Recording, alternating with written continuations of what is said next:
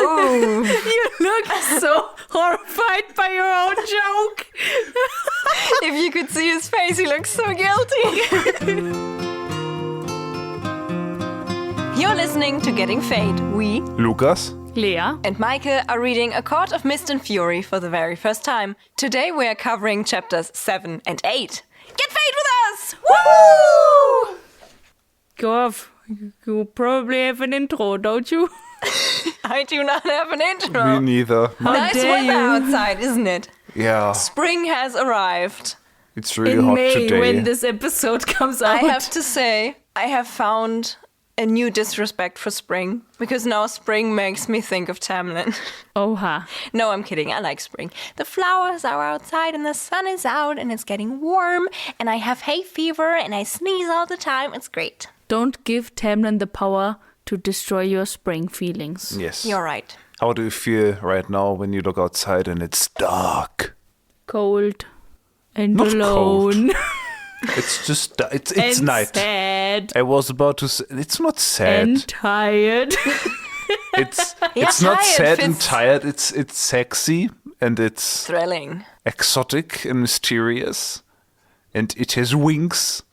And yeah, I'm fucking tired. Let's I feel just like get you've this got over different with. darkness outside Yeah. than we do. I know it's just a metaphor for Night Court, but maybe you could recap for our listeners what Night Court feels like and why you talk about Night Court. So in the last two chapters, Feyre was finally taken to Night Court by Rhys. With a spoon. No, I think he was actually without a spoon. And what did they do? He wanted to make her practice reading and her mind shield powers. And yeah, we were in Night Court and it's cool. It's actually not always dark as we assumed. And she's getting good at her night shield. And then Did you say Night Shield? I meant mind shield. Night shield. No, the darkness cannot get inside of me. Have I mentioned that I'm very tired? Also, we met a new character, Morrigan. I love her. Yay. More, Rysand's cousin or Basically something. cousin. They grew up together. But she's blonde. And I still like her. That's saying a lot. Yeah, and then, I don't know, then they went to his little war planning room and we left off last chapter with him saying, "War is upon us," or something like that. Is coming. War is coming. Winter is coming.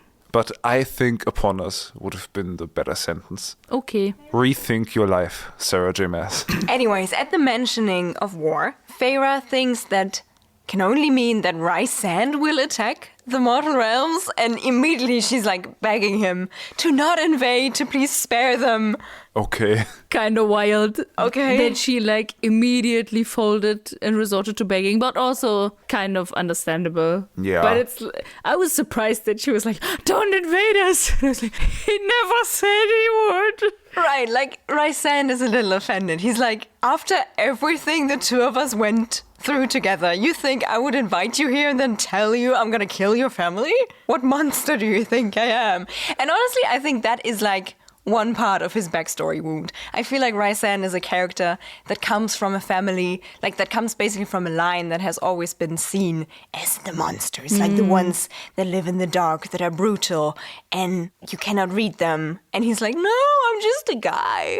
I'm also cool, but I'm also just a guy. The interesting thing is that actually fits for Tamlin as well, because he actually has like bad ancestors who did horrible things and he wants to be different, but he isn't. So it's not a backstory wound. It should be his backstory wound. Yes. Yeah. But he informs us that not he is gonna invade, but the King of Hybern, which makes sense. Honestly, at that point I thought, does he have a name? The King of Hybern? I put that in my notes. We don't know his name. Like, why do they just refer to him as the King of Hybern? I guess Sarah J. Maas just doesn't want to commit to a name yet. Yeah, maybe.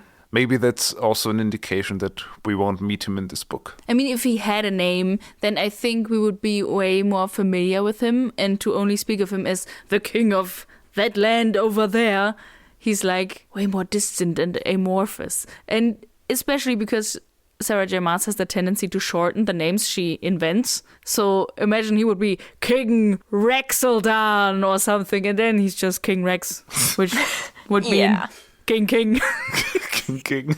I would honestly love that name. That is King.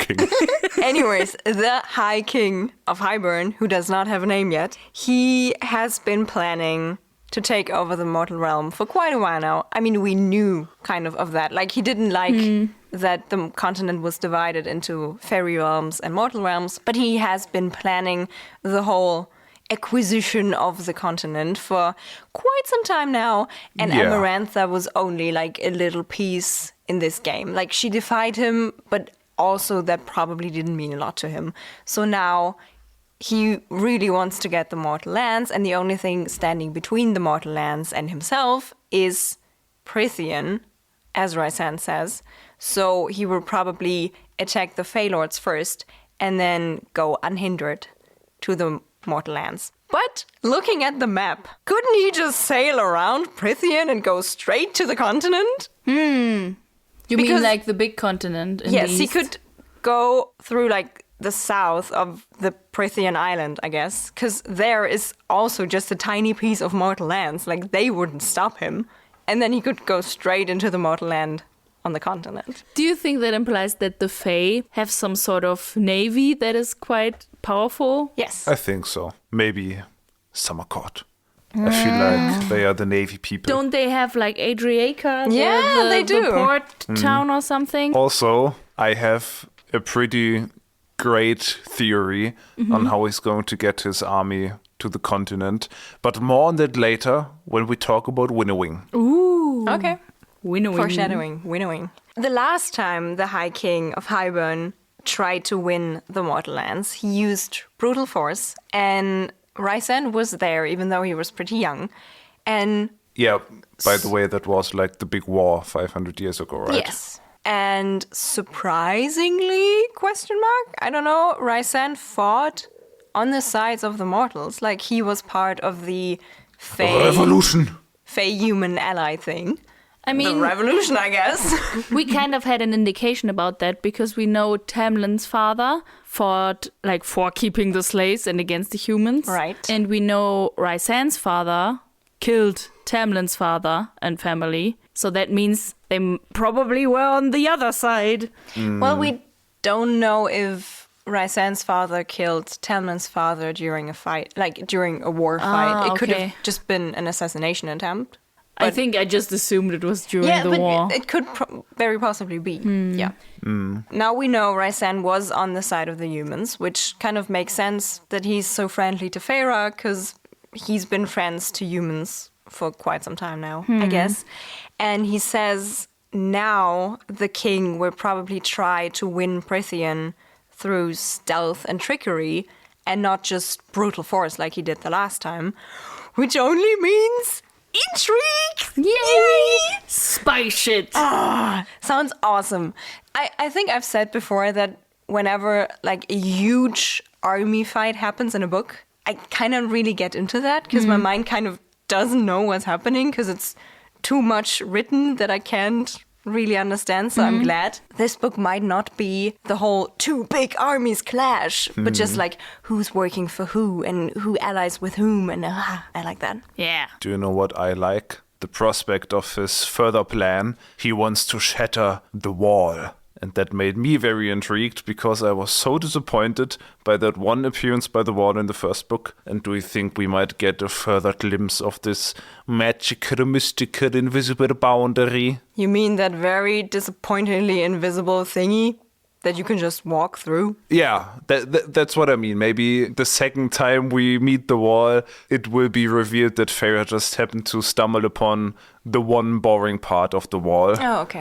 And then we can get a more interesting wall. I have to say all my intrigue about the wall has just evaporated. And I think we should clarify it's not Rysand who wants to make the wall disappear, but it's the King of Hybern. Right? Yes. Yeah. So I guess the quote-unquote good guys, want to keep the wall up. Which probably means the wall is very much protecting the humans. Yeah. Like, if all the beasts could roam into the mortal lands, it would probably not go well for the humans. Yeah. So my instinct usually would be like, oh no, tear down that wall. But everything indicates to no, this wall has to stay up. Otherwise, danger will befall the mortals. But I don't know. I kind of see this wall coming down at some point. It has to, right? Obviously. I think so too. Maybe, I'm just gonna call it now. At the very end of the second to last book, the wall will fall. And then chaos is upon. Oh, yeah. Then the last book will deal with that. By the way, how many books are there? I don't even know if the series is finished. Okay, so I'm pretty confused I about think this. there are 5 books. But if you buy the book set, it's 5 books. But one of them is like a short novella Yeah. that takes place between book 3 and 4, I think. So that makes 4 big books and like 1 side story.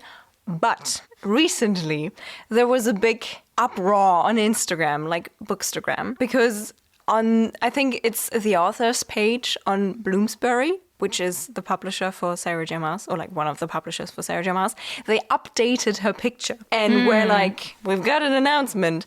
And I think it was like 3 days before the first day of spring. And everyone was like, oh my God, it's soon the first day of spring, which is so ACOTAR, so she's going to announce the new ACOTAR book. She didn't. I don't think she announced anything. Like, I tried to check her account. I didn't see anything there. But maybe she did, and I just don't know. But that kind of sounds like ACOTAR is not finished. Which I thought it was. I mean, it could still be finished, and fans would still be hyped for another one. That's true. That's true. Or she could write, like, a spin-off. Like, Yeah. finish the story of a different character or something. I don't know. So the end of book 3 will be the wall is going down. Yeah, I guess it wouldn't happen in that novella thing. That would be weird. I don't know. That kind of seems to me like the Demigod Diaries or whatever I they think it's called. something like that.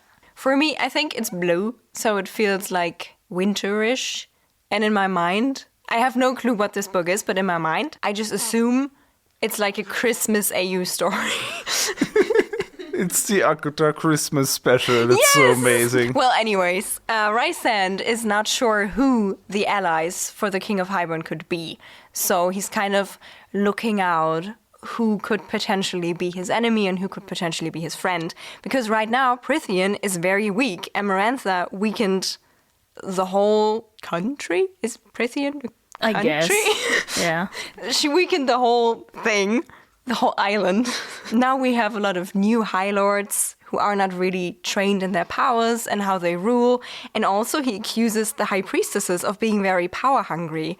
And he warns Feyre that they will want to take whatever they can get as fast as they can if things go down. So that's interesting. And Rysand does not trust Ianthe. No. Yeah. And I really don't know what her deal is, because I think Feyre brings up the valid point that Ianthe is kind of against the other high priestesses, or they don't really like each other. So would that make her good, or is she just pursuing her own evil? Maybe it's rather her own power and not her own evil. But what I found interesting was the exact quote, how he said the thing about the priestesses. He said, broken cords with high priestesses angling for control like wolves. And that just seems like a dig at Springcourt. You know, like they feel kind of broken and have to build up, and then there's Ianthe grabbing for power. I also like how he describes the whole who might follow the King of Hybern, because like we just had a war. Who wants another war immediately after? And he's like, cowards who would bow and join him rather than fight his armies again. And it kind of feels like, is Tamlin gonna be one of those cowards or not? Yeah, it's one of the reasons he tells Feyre why he brought her to him, because he knows she's close to Tamlin, and he wants her to find out if Tamlin would fight on their side or be an enemy and fight with the King of Hybern. And then there's the second reason, and I like that he's being honest with her now. She's like, why did you bring me here? And he's like, okay, here are my 2 reasons. Actually, it's kind of 3 reasons, because he gives her a third one. But his second reason is that there's rumors that Feyre caught a Suriel, and that just speaks of her skill at catching things, and he wants to use that skill so Feyre can help him catch something and track something down he needs. He does not clarify what it is, but there's something he wants. I have 2 questions. 1, what is that thing he needs? 2, why is it Jurian's eye? Oh. That's my conspiracy. Good guess. The question is, does he need help tracking something or does he need help capturing something? Because capturing that ring doesn't seem too hard because it's a ring. I think Maybe he he says wa- tracking down. Okay. That's what he Yeah, and maybe he needs to capture the person who stole the ring earlier. That's a very good guess. I Thank love you. a lot of things about that. I Yeah. love that the Suriel... About my guess? About the plot. Yes. I meant about the plot, but I also like your guess. It's a Wow, good guess. thanks. I really like that the Suriel comes up again because it was kind of a big thing that then was kind of thrown away because we still don't know what it meant. It was just like, stay with the High Lord and you will be safe. Like, Feyre did not stay with the High Lord and she wasn't safe. Like, is that just it? Or is it like a prophecy for the future? So I really like that Suriel is coming back. And I also like that her catching it had an effect. Like, she did something not a lot of people do. And it had an effect on, like, the world. But also, catching it was so fucking easy. Yes, exactly. I was just like, apparently capturing the Suriel was hard? Since when? Ryzen says he tried twice and he didn't succeed. Guess he didn't use chicken. The thing is, Lucian made a joke. Like, he kind of joked with Feyre how she could get it, and then she got it. What? I love it. Feyre's just awesome. Yeah. And that was human Feyre. Now she's Yeah. Fae-Feyre. And You're imagine right. what Fae-Feyre can do. Maybe Fae-Fae. maybe the Suriel wanted to get caught. Like, it had a message. So you want to undermine Feyre's abilities. Got it. Yes. Do you think the That Suriel... Meike hates strong women? Yes, I do. I was about to ask, do you think the Suriel has an agenda? Like, does it just want to live and be left alone? Or does it have like a, I want Prithian to stay the way it is, and so I will help and intentionally give someone some insight or something? Why did she catch it in the first place? She Because it want- would answer you, honestly, right? Yeah, and she Yeah, wanted she- to know if there was a treaty loophole. Right. Which then, like, now that we know There was. that she wasn't really captured by the treaty, the Suriel must have been like, what the fuck, bro? Why are you even here? We should take a look at what the Suriel says again. I think I did. Because I thought, like, the Suriel is not bound by the curse, or was not bound by the curse. And they could have just said, yo, there's a curse that they can't talk about, and he has to make you fall in love with them, blah, blah, blah. But I think the Suriel wanted to say that, and then was cut off by the Naga attack, very conveniently.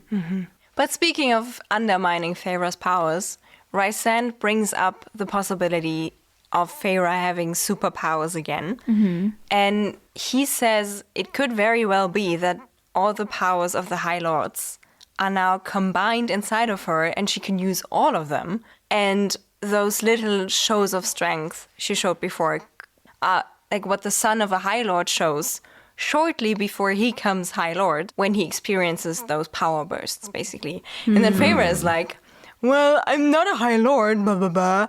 And then Rysand is, well, you could be something different.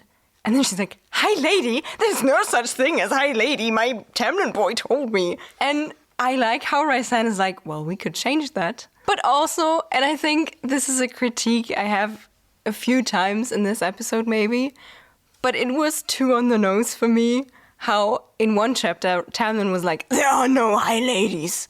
And in this chapter, Rysand, the other possible guy, is like, oh, I can make you High Lady. Basically, I don't know. I get your point, but the way I understood him wasn't like, we can like tweak some things and make you High Lady, but rather, no, I disagree. There is something like a High Lady. Yeah. And I feel like that's a slight difference. It's not like we can change the system, but it's like he lied about the system. You know what I mean? I read it as him saying there have been recorded incidences of there being High Ladies, and she might become one of them. Okay, I actually didn't read it any of those ways. I didn't like the extreme contrast between the two of them. Like, for Tamlin to be so anti-feminist, and then Rysand to be so super feminist now. I don't know. It felt kind of on the nose for me, but Yeah. I like No, that I see. Rysand is like, oh, I will support you, and I will not just look away from your powers just because you're Yeah. a woman and we don't have high ladies. Yeah. Yeah, but honestly, I agree. I feel like these two chapters is chapter 7 is the Rysand is great chapter, and chapter 8 is the Tamlin fucking sucks chapter. Yes. But But more on that later. you know, it is quite easy to create this kind of dynamic this way, but it works. It does, He's yes. like feminist icon Rüsi. But yeah, I like how this Feyre superpower thing is basically a clever take on the whole Chosen One narrative. Yes. Because it kind of gives an explanation to the whole why me thing. Like, we know, because we read book 1, we know why Feyre is special. Because she fought on the right side, because she did everything she could, and then she died for a good cause, and someone brought her back because they were thankful. And I like that. Like, Yes. she's powerful, but it has a reason, and there was a whole book about it. Yeah. And it's not just because she's born that way. Yes. But because, like, she did something and something happened to her. And first of all, I also like it's not just super strength, but like all the powers. That's pretty awesome. Very Yeah. promising. Yes, very promising. And like the way he tries to convince her to use these powers and become a part, I guess, of Prythian's ongoing history is very not like you are the chosen one, you have to do this, but like, hey, don't you think you should become a chosen one like figure? Suggestion? Because he's like, become someone Prythian listens to, become vital, become a weapon. Which is so awesome. Yeah. Also, it's just like a pragmatic approach. She's like, you are a super Fae. You have all the High Lord's powers, basically, or a drop of them. Like, use them, play a part in this coming war. And I think that's pretty reasonable. And I hope that will happen, because otherwise, these books are going to be boring. It's also showing character growth from him, because in book 1, he was basically also using Feyre as kind of a weapon in a way, because he treated her badly to make Tamlin angry and to fulfill his plan. But now he again sees power in Feyre, but he gives her a choice. He says, like, I don't think you want that, but if you want to just be Tamlin's plaything, his bride, and sit next to him at events, well, that's okay with me then. But you could be more. And then he's like, you have the week to think about it. You can even ask Tamlin if you want that. And I like how he doesn't make her keep that secret. Like, he's not like, but you cannot tell anyone, not even Yeah. Tamlin. He's like, well, tell him if you want to. Like, he's not your keeper. He cannot allow or forbid you. But if it makes you sleep better at night, just ask him and ask for his opinion. Yeah. Well, I almost agree. I don't think he was like, well, if you don't want to do it, that's okay with me if you don't choose that way. I think he rather was like, well, if you don't want to do it, well, I don't believe you do, but I guess that's okay. Like, I don't think he really is okay with that, but it's like framed in a way that like, oh, he hates that she willingly puts herself like down and under Tamlin's rule. And I don't know, it still feels like kind of condescending if that would happen in real life. But I think as a fantasy, it's very appealing because like he sees your value and your strength and like he doesn't want to see you diminished by anyone and he wants you to fulfill your full potential and not hold you back, which, like, let's be honest, men often do. So, good guy Rüsi.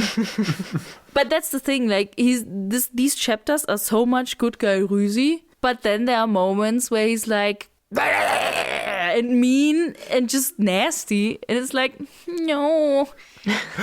Meh. He still has a long way to go, okay? I guess. He has the right ideas. He just needs a few more books of character development. Or at least this book. We still have like 500 pages left, so it's okay. He only just started to have his growth.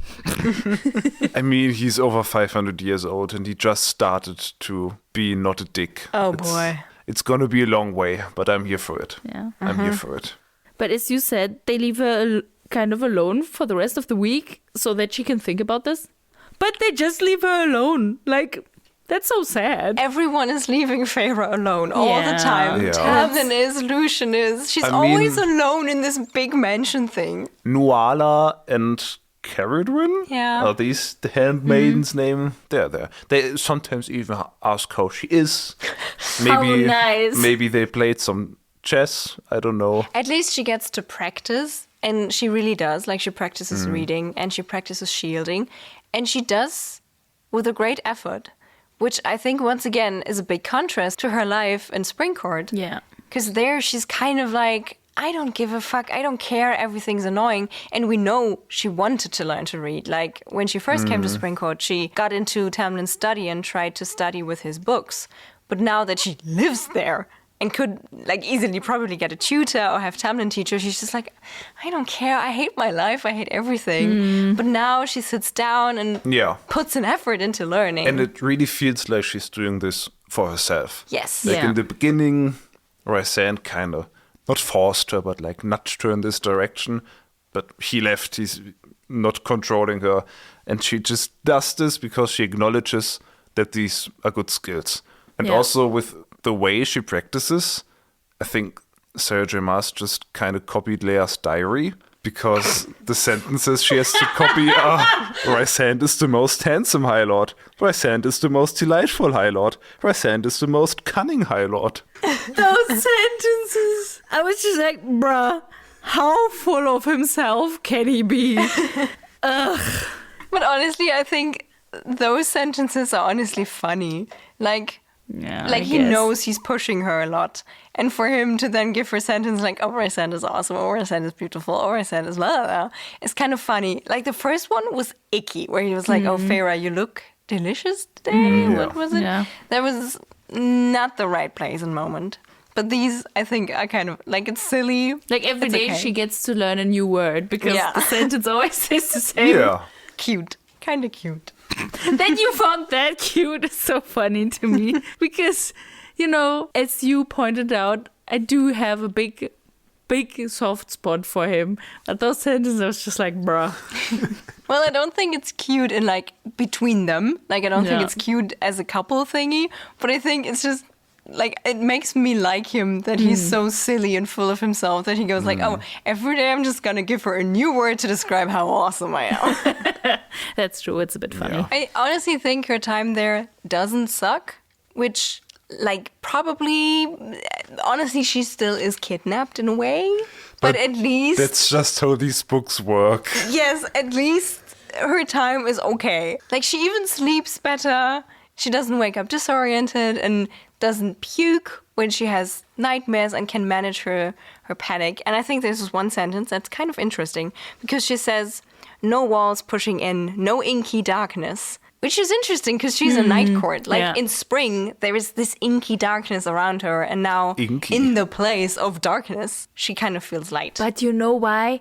Because their nights are so spectacular. Yeah. There are so many pretty stars, and there are polar lights, and pretty night stuff. Yeah, she feels so bad in Spring Court and so good in Night Court. I guess she sees the bipolar lights. You look so horrified by your own joke. If you could see his face, he looks so guilty. No, but, you know, sure, this is also an indicator for her love life. But I also enjoy it just as a piece of, like, I just need to be somewhere else right now. Yes. Yeah. Yeah, and I really enjoy that. Yeah, like, for now, I don't really perceive any sexual tension between them necessarily. I think for now they work just fine as good friends. Yeah. Like, she goes there and has a good time because Tamlin sucks. Yeah. And Rysand does not suck in that way. Yeah. And I mean, I guess probably He because... sucks in a different way. I just meant he's problematic in a different way, but no, sure. Oh, okay. That was a joke, a very good joke. And I think, given that this is a romance book, they are probably going to become lovers. And I don't know if I need that, but I think I'm going to be okay with that. Yeah. But as I said last time, this also could still work as them just being friends, and, like, because of their relationship, Tamlin, like, reflecting his behavior and becoming better. That would be dope. Or maybe he will just be an asshole. Maybe Tamlin needs a night court retreat too. Yeah. Yeah. But do you think, like, if Tamlin was there with Feyre, I think she needs They should some do it separately. space. Yeah. Yeah, obviously. We can conclude Tamlin and Feyre should just not be together ever again. That's not what I said. Literally not. Just right now. Yeah. But the day before Feyre goes back to Tamlin, because they will not be separate for forever now, she overhears a conversation between Morrigan and Rysand. And in this conversation, Morrigan mentions 2 new characters to us. Their names are Asriel and Cassian. And apparently this Asriel would want to know about something. And then Rysand says something along the lines of, Asriel can go to hell, but he probably already knows. We do not know what they are talking about, and we do not find out in this chapter. And then they see Feyre, and they still keep on their conversation, which I think is nice, because she wasn't really eavesdropping, she was just walking that way, and then they see her, and they're like, oh, well, we can just continue talking about what we were talking about. But how do you feel about Asriel and Cassian? Well, I just thought Asriel sounds like a very angelic name. Yes. Yeah. That was my thought. Why is that? Is there like a similar I don't know if angel name? I'm currently watching Supernatural, and there are very many angel names in that series, and they all end on like EL. Yeah, I think it's the EL. But I do think I've seen some piece of fiction where there is an Asriel. Maybe in Good Omens, but I am not sure. Then there's also Azazel, which is from X-Men and is also a demon. Azazel? Yeah. Azazel? Azazel is the teleporter guy from X-Men First Class and a demon also in Supernatural. And probably in Christian lore, question mark? Well, I think I have to be honest with you and tell you that I'm pretty sure encountered both characters already. Okay. In the other book series. But honestly, I don't remember which one's which. Like, I know one of them plays like a mid to minor role in this other book series, and one of them is only mentioned. I'm not entirely sure which one is which, but I think I've read about Cassian, and I've been with Asriel, but I'm not 100% sure. I've been with Asriel. Sounds so weird. Do you Like want the to two tell of me us. something, We Meike? spent some time with that spent angel some time. man. What I found interesting in that conversation was that at some point Rysand goes like, I gave you control for a reason, Morrigan. And I was wondering, like, is Morrigan currently in control of Night Court? I thought so too. Because I think it was in the last chapter that he mentioned something like, go back to work or something like that. And I wondered, like, what is her work? And now he sounds so ominous about it, like it's something very big. And it could be ruling. Or maybe she's like his general. The question is, if she is ruling, what is he doing this whole time?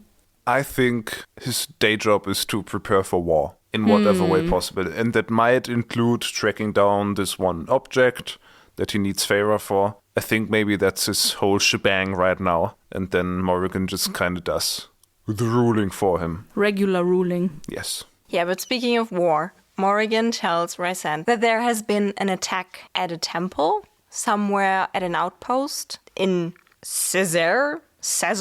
I want it to be Caesarea, but I don't think it's Caesarea because there's an S missing for that. I think Caesarea is cool. Caesarea. Caesarea. I like it. But it's interesting that temples get attacked. Right, and pretty much every priestess was slain by a very large weapon. Slay. They slay no more. Are they described as claw marks or blade marks? I think blade marks. Because I had a prediction. It was Tamlin. No. That would be wild, but kind of cool. I think that attack was made by the Atta and his cronies. Oh.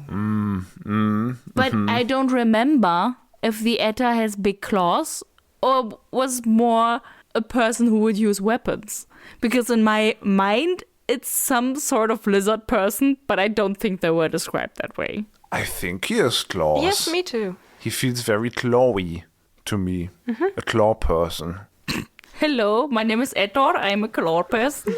But just because you have claws doesn't mean you cannot fight with a blade. So your theory could still be correct. Or his claws are so massive that they seem like blades. Or his cronies have blades. Or maybe Thomas Mandray did it. That would be so sick. But apparently Azriel and Cassian are pissed about it. So seems like they have some kind of personal connection to that temple.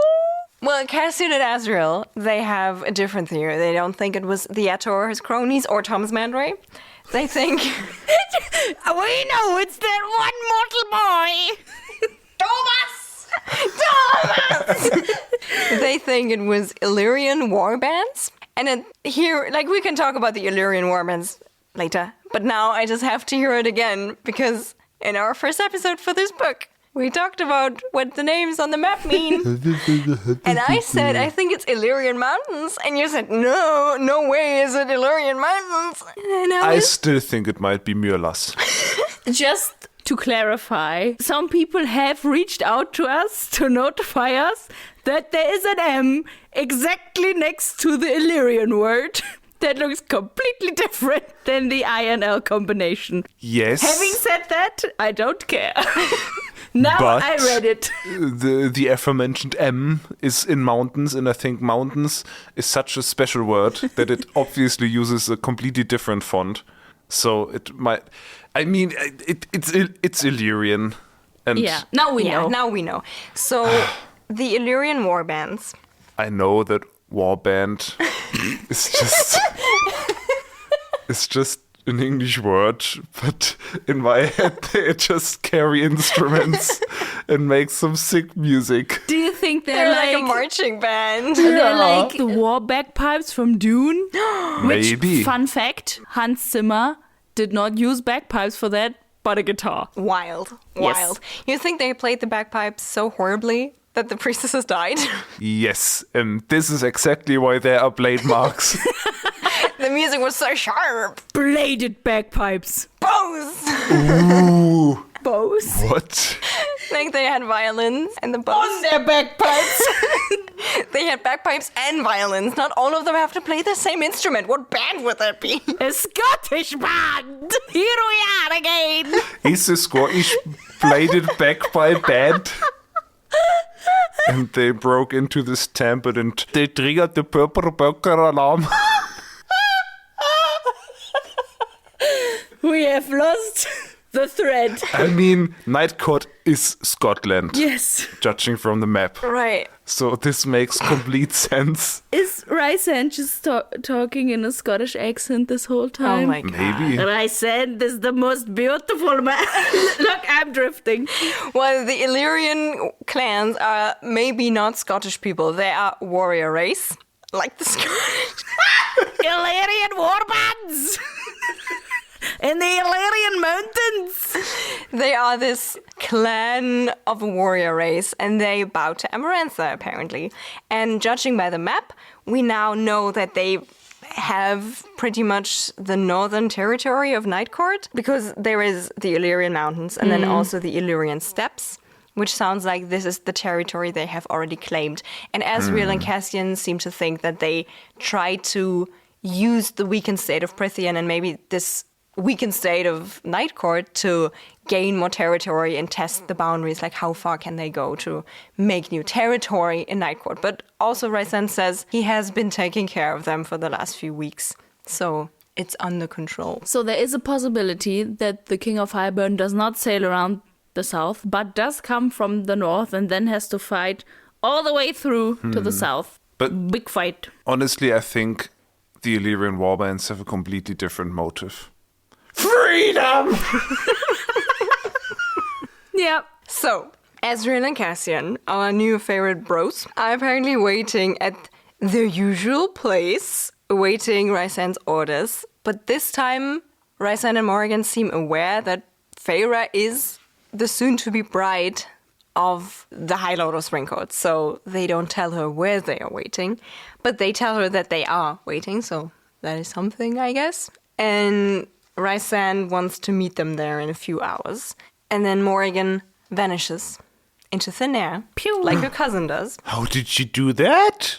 Good thing you ask, because Rysand explains to us that this whole vanishing act is called winnowing. That's the I thing, guess. like, he just drops the word, and I was like, am I supposed to know what that means? And then I tried to translate it, and it was something about fans and ventilators, and I was like, What? I feel like that is not what this means. And then, like, a sentence later, he explained it, and I was like, phew. But if it's about like fans and ventilators and like air shafts, it makes sense that it's, going from one place to the other with a shortcut.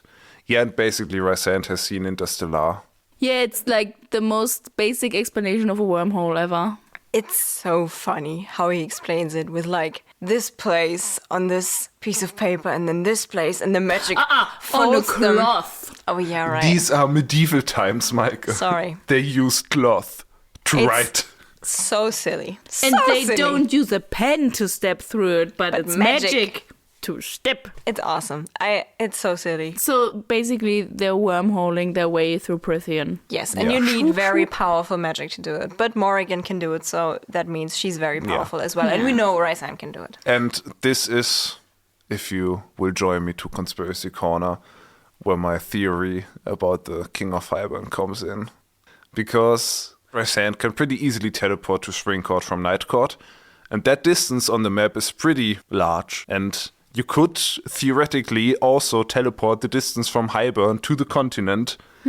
So I think that maybe the King of Hybern, who has been planning this attack on the continent for 100 years, is just doing 12-hour day shifts of taking people with him and teleporting them over to the continent. He's just there like, floop, floop, floop, floop. And by now he has a 10,000 man strong force on the continent. I mean, they are because he all just immortal. teleported them over there. Yeah.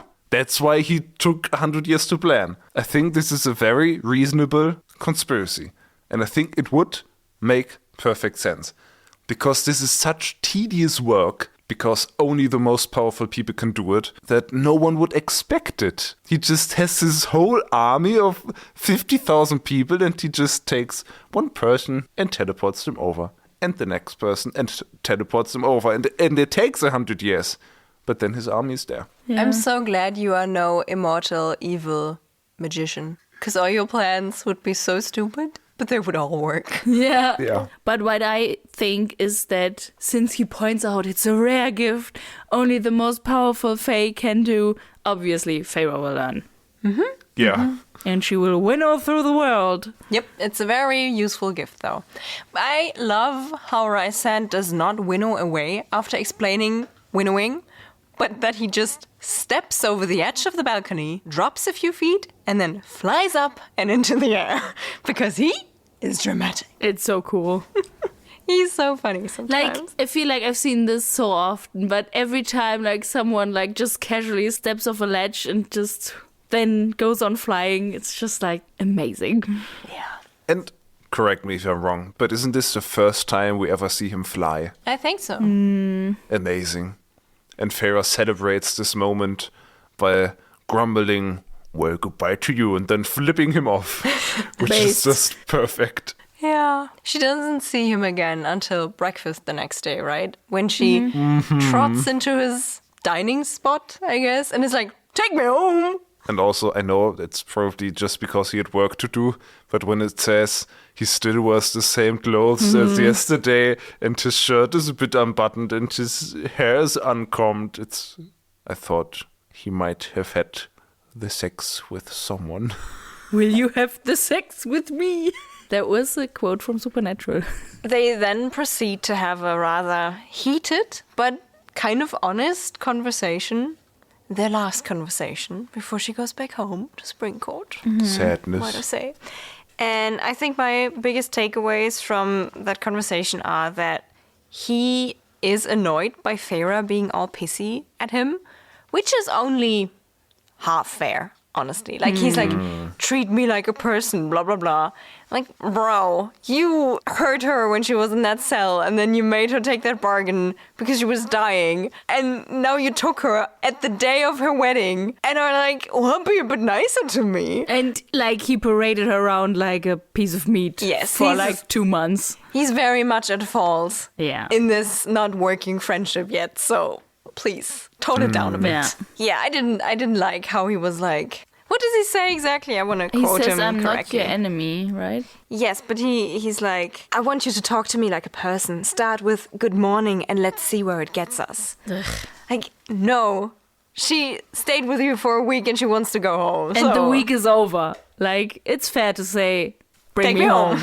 Right. Take me home. Country roads To a place I belong. back in Springcourt, Mountain Mama. But we also find out, and that is kind of sad, that Morrigan did not go to meet Feyre just because she didn't want to bother her and just waited for Feyre to be like, hey, Morrigan, join me for this and that. And Feyre never did. And Feyre's reaction to that, she's like, well, I don't really care. And that kind of made me sad because Morrigan actually seems nice. I don't know, maybe she's the evil mastermind behind every evil thing in Prithian. But right now I like her. Yeah. And I feel bad for her. I hope their friendship will bloom. Yes, I in the hope so too. future. What I found interesting actually was the point where he's like, I am not your enemy, but she's like, but you're Tamlin's enemy. And I think it's a really interesting predicament they're in. Because he doesn't want to be her enemy, but she's like, you're Tamlin's enemy and I'm Tamlin's girl, so you're my enemy, I'm sorry.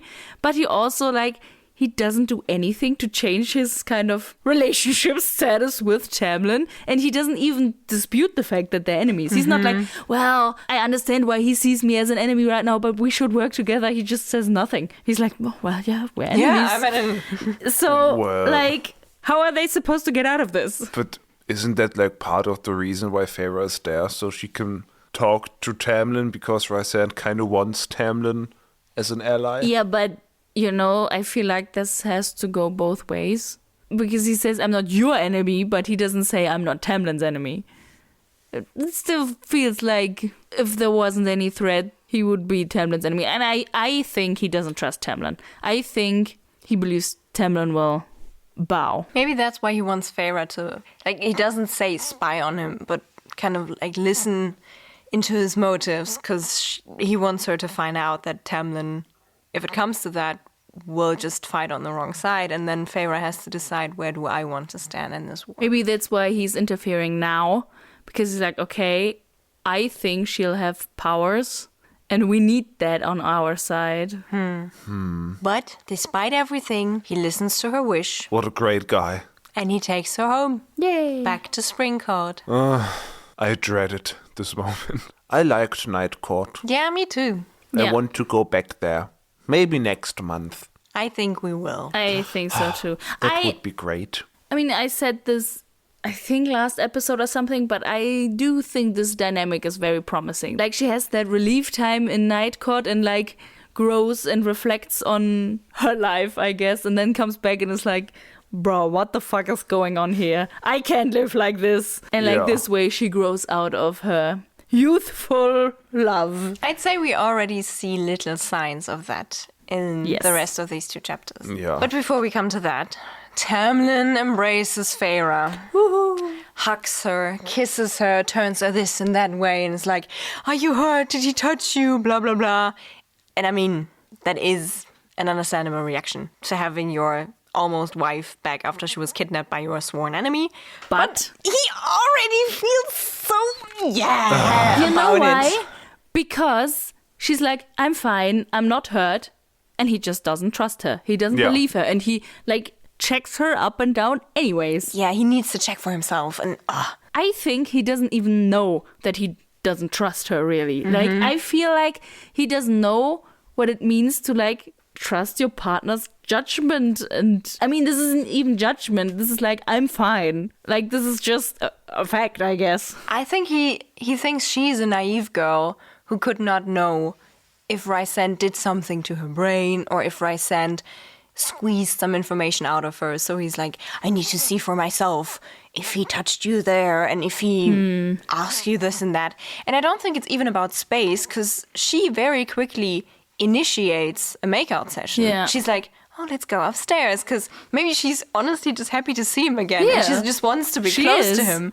And then he breaks it off and is like, no, I need to interrogate you now while it's fresh in your mind. And then he sits her down and interrogates her. What an asshole. They could just talk. Yeah. And when she arrives, Lucian and the other people leave. And then he's like, okay, I have to interrogate you now. And Feyre is truly hurt by that.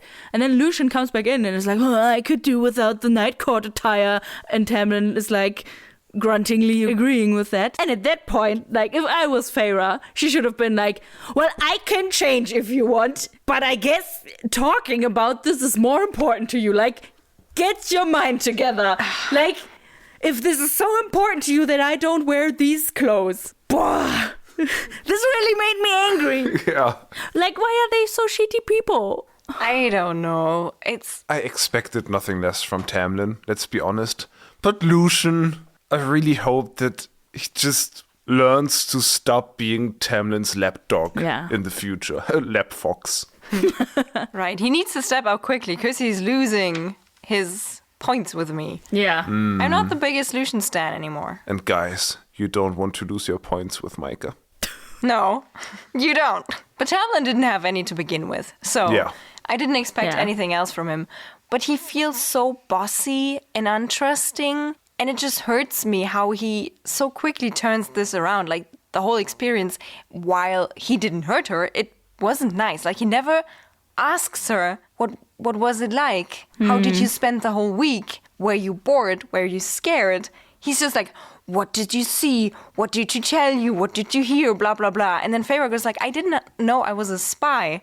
And this breaks it down pretty clearly. Like, she was just taken and now she's back and she's like, okay, this is part of my bargain. I have to go there every week. No, every month for a week. And then I come back and we just go on, I guess. But he's like, no, I'm using this now. And he doesn't care how she feels about it. And it makes me so angry. Yeah. But what I liked in this moment was that she is hesitant to just casually spill the beans or the beans about Night Court, especially when Tamlin immediately confirms, like, all the things Rysand has pointed out about him, that he, like, keeps Feyre down and doesn't trust her and doesn't, like, trust her to be able to do anything, I guess. Like, he knew or he suspected that she has all these superpowers and he just thought, we should maybe keep this on the low end so other people don't find out. But that his conclusion is that he's gonna keep this a secret from Feyre, the literal person that possesses these powers. It's just like, bro, what? And his reasoning for other people maybe wanting to kill her for this power because she might be dangerous is that it's about you having an edge when you shouldn't. And I'm like, and you don't want that? Like, what the fuck? That's the thing. His choice of words, this shouldn't, it seems like he agrees with these people that she shouldn't have this edge on other people. She's like an abomination to Fae lore. And yeah, she's more powerful than Fae lords, which is not her place. Nah. She's like, if she cultivates these powers, I think he knows that she might become more powerful than him. In his mind, it's like, no, she shouldn't have this edge because that would make him unnecessary. Yeah. He wants to be the one in charge and he wants to be the one to protect her. Yeah, and like he immediately dismisses the thought of training her powers and he's like, you don't need to. And I was just thinking like, but what if she wants to? This doesn't have to be about the need to practice. This could just be her wanting to explore her abilities, my man. And the way he says, there will be no war against Hybern, sounds a lot like he could already be on his side or be ready to bend the knee, I guess. But Feyre totally has the wrong takeaway from this. Because it would have been the logic step for her to be like, oh, everything Rysand said is kind of true. I need to work this out with Tamlin. But no, she's like, oh, everything Rysand said is true. I need to defy him and play into Tamlin's cards even more. She's thinking about maybe Rysand did alter my mind or something. Maybe he did something to me that I now find Tamlin weird and appalling, I guess. No, girl, it's just natural. Yeah, that's the thing. Like, sure, if you call discussing and convincing you altering your mind, then I guess he did. But he just talked to you and convinced you of his point. I had a observation, which I think, I mean, we have talked about this Tamlin being kind of the equivalent of an abusive partner or abusive boyfriend. But what I found interesting is that she only starts spilling the beans about Night Court after glimpsing his claws, which I found, like, he is not threatening her with his claws. Like, it's this whole thing, like, oh, he gets angry until his claws start showing. But it very much has the vibe of the abusive partner who doesn't have his emotions under control. And so you start to anticipate and, like, see the signs of when these outbursts start to happen, and to prevent this, you do things you otherwise wouldn't have wanted to do or wouldn't have wanted to do in this way. And so, yeah, he's not painted in a very good light. I think that one time in this discussion, Feyre asks about his plans. His answer is like, that's neither here nor there, right? And it's like, why aren't you including her in your plans? Because he doesn't want a high lady. She's just his Is he just wife. a sexist? Is that his deal? Maybe. I'm honestly not sure if he means to be mean to Feyre. If it's just the way he has been brought up and the way, I don't know, Spring Court or maybe the whole of Prithian works, because the whole no high lady thing. So he just thinks he doesn't need to include Feyre into anything because it wouldn't bring her anything. Oof. Big oof. No good time Big with triple Tamlin. oof. Chapter 8 brings us to something completely different, but not less frustrating, I guess. But before we get to the frustrating part, the chapter starts off with them fucking in high grass, and that sounds so uncomfortable. Tick-Feyre once again. I guess now she's immune to Lyme disease. Oh, yeah, but maybe. Still, it's itchy, it's irritating, it's coarse and rough and it gets everywhere. yeah, like, why would you make love in high grass? I'm sure it's Maybe- like soft I was just about to spring say. grass. Yeah, it's magical spring court grass that is soft and hugs you and gives you little tiny kisses. But after she was away for a week, kidnapped by Tamlin's sworn enemy, they spent one day together before Tamlin went off to do busy High Lord shenanigans, again without including her. Yeah, and that really just cements it. Like, he does not even tell her why. I don't know if she asked. I don't know if she just didn't bother. But he does not want her included in anything. At this point, it truly seems like she's just a kind of trophy wife for him. And they're not even married. This is really kind of amazing. Like, after the last book, I did not think that I could get even more disappointed by Tamlin. But it's happening. You know, after the last book, I was like, maybe I can really grow to like Tamlin. Like, I was opening up to him. Not anymore. But at least the book is acknowledging it now. Yes. So after having been away for a week again, Tamlin comes back. And only because the tithe has arrived. The tithe! We remember the tithe, this event where the inhabitants of Springcourt have to bring offerings to fuel the land, I guess. No, it's just a tax. Yeah. They have to offer up tax. And Feyre has to sit next to Tamlin in something that they call a receiving room, because no one has the balls to call it throne room after what happened in Amarantha's court. And that's just, again, They're just tiptoeing around everything. right. Yeah. And then a special fairy shows up. It's a water wraith. And this fairy person is naked and like grayish. Ooh la la. And I don't think she has scales, but in my mind she has scales. And she's one of the few nymph-like creatures that Feyre saw in book 1 when she was off to catch the Suriel. She saw like mermaid creatures. In And that it's- one sentence that we were very confused by. And it's fun that this species, I guess, of fairy comes up again and this person comes in. And apparently Fae are racist. Yes. Because they all react very disapprovingly to their appearance. I think they are even disgusted because she looks kind of evil and just strange. But like the way she's described, she sounds kind of awesome. Yeah, I was confused by that. And it's not like I didn't register it, but I was just like, huh? This is kind of not the main point, and then I focused on a different thing. Yeah, it's just weird. Like, I feel like they have bark people and blue people and different, almost insect-like creatures. So why do you care about nymphs? Because you're racist. I guess. But she tells us her pond is empty of fish, so she cannot come up with the offer. And then Tamlin just sucks and is like, well, you know the rules. If you can't pay up, you have 3 days to bring me your shit, or you have to bring double next month, or then I will hunt you down. That's the thing. Like, I feel like this whole interaction begins by pointing out the cruelness of this tithe, because basically immediately after this fairy says there are no more fish in the lake, the sentence is followed by a description of Tamlin's highly adorned crown with jewels, and that this crown is one of 5. So, wealth in abundance in Springcourt, and then this lady does not have any fish to give. So Tamlin gets mad. Or, he doesn't really get mad, but he's like, well, sucks to be you, I guess. Yeah. Get the fish or get fucked. I don't think he gets mad. I think he very much tries to convince himself that he has to do this to keep up order, and that he has to be a strong leader, and that his forefathers did it the same way, and that he is burdened by this, and the way he's trying to convince himself of that is so fucking pathetic. Yeah. When the tithe was first mentioned, I actually thought it was a thing where all the inhabitants of Springcourt would bring something, and that would like help to make everyone live more easy and freely in Springcourt. Like, some people would bring fish, and then the fish would go to the villages, and then, I don't know, wood people would bring wood and so on.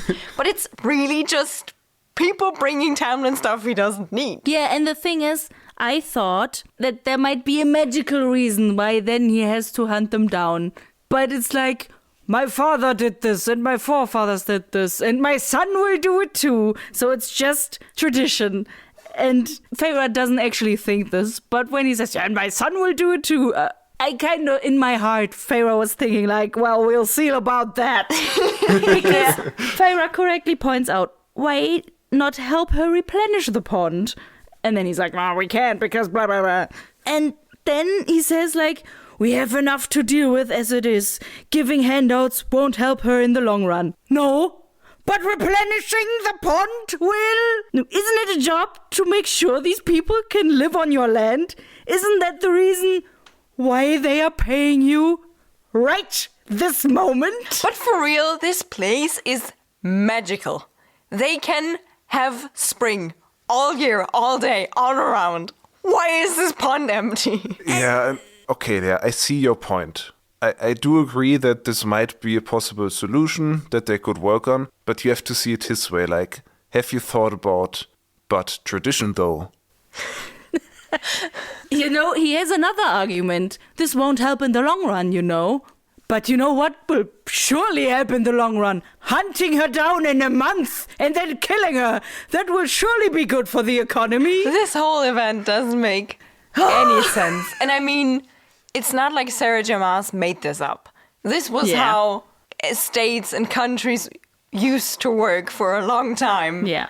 But Tamlin, why? That's the thing, like, Feyre can't take this anymore, and she leaves because she has been impacted by ruling like this and by living in poverty and having to scrape for food, and to now be on the receiving end and like to be in a relationship with someone who says, like, I always have to remember back that he was like, oh, my father was so mean, but I will do things differently. I will fight for the humans. And he's like, oh, but my father did this, I think. His grandfather did this, and my son will do it too. I think what's happening here is, like, I don't want to explain his behavior, but the reasoning might be that he just copes with this Amarantha trauma with just conveniently falling back into the old structures and not daring to change anything because, well, Amarantha was change. So it's just like, okay, now we just have to take a step back and things kind of worked before, so we just do it exactly as it was. That's the question. Which is like reasoning, but it's still bullshit. Yeah, the question is like, was the land just so wealthy that they never had any starving people before Amarantha did her thing? Because otherwise, there have been 500 years since his father is gone that he could have reformed. Like the last 50 years, sure, things were shitty. But if you wanted to be better than your father, you had 450 years, my man. Yeah. Amen. So I guess we're just not big fans of monarchy as an economical system. Right. Just like Feyre. Yeah. Because she goes outside and she follows the water wraith and she offers her jewelry to offer Tamlin, I guess, what the fish would have cost in gold to give him as her offer. And also some she can trade for food so she and her sisters in the pond can survive. And then what the nymph thingy says is very cliche. But I also like what she says because she's like, I will not forget this, and nor will my sisters. And it sounds so big the way she says it. So this will have to come at some point. It kind of feels like this connection, like now all water wraith all over Prythian are kind of connected and now are on her side. And I just want, at the end of this series, for them to drown Tamlin. Awesomeness. Nice. Yeah. But I think what Feyre is doing is slowly collecting an arrangement of allies across Prythian. Like she did this with the Suriel. Like she let the Suriel go when she didn't have to because the Naga attacked. And I think the Suriel was like, I will not forget this. I don't know if the Suriel said this, but in my mind they did. And she's an ally collector. Yeah. I like that. Yeah. But the chapter doesn't really go into this. But the image in my mind is so funny where this wraith lady just goes back into the room and is like, so, I have this jewelry now. Here you go. My tithe is paid. I'm out, bitches. And Tamlin's like, this is mine. What the fuck? Yeah, because of that, dinner is very tense. Because Tamlin is pissed. So pissed. He's giving Feyre the silent treatment until, and I can't believe it, she speaks up about it and is like, what's going on? And he's like, you know what's going on. You gave her jewelry. Jewelry I gave you. Boo, bitch. And man, you're such a baby. Feyre just answers so stone cold and iconic. I just loved her in this moment. Because she's like, why shouldn't I give them to her? Those things don't mean anything to me. It's just such a sick burn. I gave them to you. They don't mean anything to me. Yeah. Yeah. She really stands up to him in a way she never has done before. And I like that. And that is the Night Court influence. Totally. Yeah. I love it. Very And awesome. This is not the only Night Court influence in this scene. Oh. Because something very interesting happens. Where she just, I don't know, is she like angry or something? She's angry at Lucian. Because Yeah. Lucian, for the first time in a long time, speaks up to Tamlin and is like, well, she didn't mean any harm. And then Tamlin gets mad at Lucian. And Lucian Just caves. is like a submissive dog. Yeah. Fox. And just lowers his head and is like, oh, I'm sorry. And then Feyre silently begs him to, like, raise his head, raise his voice, and be on her side again. And then something very interesting happens. Because Feyre just for a split second basically accidentally slips into Lucian's mind and suddenly sees through his eyes and like faintly hears some memories and thoughts. And that was so cool. Yeah. That was so intriguing. Incredible. Iconic. You go, girl. I love this. She just has mind powers. She's amazing. Yeah, I love how this is manifesting quicker and quicker now. Her strength, her speed, and now these, like, she cannot deny she's getting more powerful. Yeah. I love it. But the way Lucian's thoughts are described, They're just some juicy, traumatic cherry on top of the scene. yeah, the book describes it as old, clever, and sad, so endlessly sad and guilt-ridden, hopeless. I love it. He's collecting those points again. I just wrote down, no. I love it. It's just so juicy, dramatic. Yeah, and it's promising that Lucian will have more in this story. Like, we wouldn't have these glimpses of his inside if he was just a soulless side character. So I hope that Lucian will snap out of it and become an ally in helping her cultivate these powers. Snap out of it. I can see Lucian being this kind of character that stays on Tamlin's side for a while when Feyre is already leaving, and then will have a change of heart and come back to her. Yeah, especially since I can now really see the story going in that direction of, oh, Tamlin is kind of planning to bend the knee to the King of Hybern because he thinks that will not be as bad if he works together with him. And then Lucian is like, what the fuck? Guess I will marry Elaine. Was it Elaine we thought? Yes. Do you think Lucian noticed I Feyre was about slipping to. into that? Because, like, I think one notices another person in one's mind, doesn't one? We don't know. The chapter ends with Feyre storming off, telling Tamlin to get over himself. Perfect. Awesome. Yes, you go, girl. And she hopes they didn't notice, but we don't know. She also left some burning handprints. What has that to do with this? Like fire powers? Yeah, that's obviously the power of the High Lord of Lava Court. So, I mean, Rhysand's powers have been described as like talons scraping against your mind so often that I do think Lucian noticed. I think this might be the tipping point for Lucian where he finally acknowledges that this should be trained. Because, like, untrained, she is fucking dangerous. Yeah, that's true. Like, she accidentally burned the table. She slipped into his mind. Like, she could have done permanent damage in there. The thing is, you know, Tamlin, when he doesn't have his emotions under control, his claws come out. But when Feyre doesn't have her emotions under control, like, everything comes out. Like, she's so much more powerful than Tamlin. I can really see that they at one point have sex, and then suddenly everyone in this manner gets an orgasm at once. You know, there's this also very popular book series right now. Is it about communal orgasms? No. Is it but about it's- dragons? Yes, it is. It's Fourth Wing.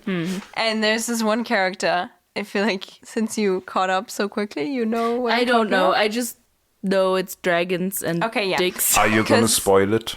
Not really. So not really spoilers for Fourth Wing. There's this one character that has like storm powers. Spoiler! Like lightning and thunder and storm. My D&D character. Who has his powers from a dragon? Correct! I did it I first. think Rebecca Yaros just kinda hacked herself into our Zoom call where we had the first sessions and then saw Neven and his lightning powers and then stole this Right. idea from you. Why was I talking about Fourth Wing? Storm. I don't know 'Cause orgasms. she has sex with this guy. They have sex, and whenever she is like pleasured and can't control her emotions, her powers go wild.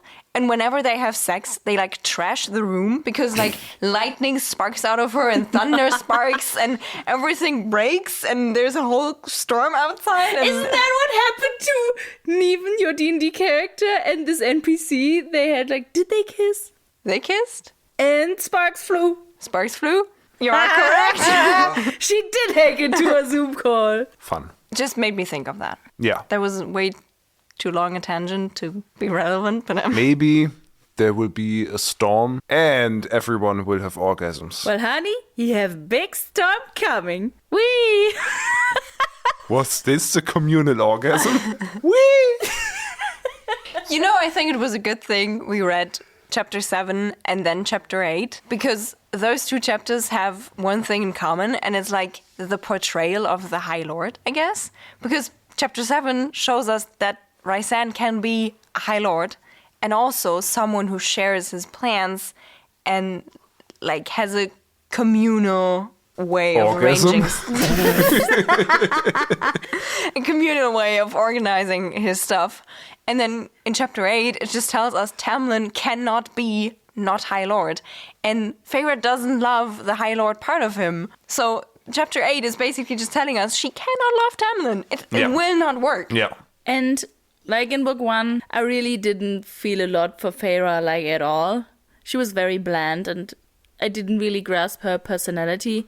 But in this book and how she progresses, I just love her. She's amazing and she stands up for herself and it only can go upwards from here. She will be so tough. Yeah, I feel like we're already much deeper into the story than we were in ACOTAR. Like, we're already on page 100 now. And I feel like in ACOTAR, chapter 8 was like page 5. We are on what, page 100 already? I think chapter 9 starts at page 97. What? 96, I'm sorry. That was yes. fast. Right. Like in these chapters, there's a lot of dialogue that cover a lot of plot, but also like the people are doing stuff. Yeah. Dare I say, somewhat good pacing? Question mark. Yeah. Well, we like this chapter. And if maybe possibly you listeners at home like this podcast, you could follow and rate and leave a review on your podcasting app, because that would really help us find even more listeners who would enjoy this podcast. And if you have some feedback for us or would just like to share your experience with these chapters, you can slide in our DMs on Instagram at GettingFadePod or on TikTok at GettingFadePod and just write us what you like, but please don't send us any spoilers for these books because we would like to go on with this podcasting project. You can also recommend us to as many friends as you have, because then we can have communal orgasms while reading this book. And if you're not that into communal orgasms but would like to spend some more time with us, then you can also check out the reels and highlights and outtakes and memes we have on our socials. And also, if you like to spend more time with us, you can tune in next time when we're Getting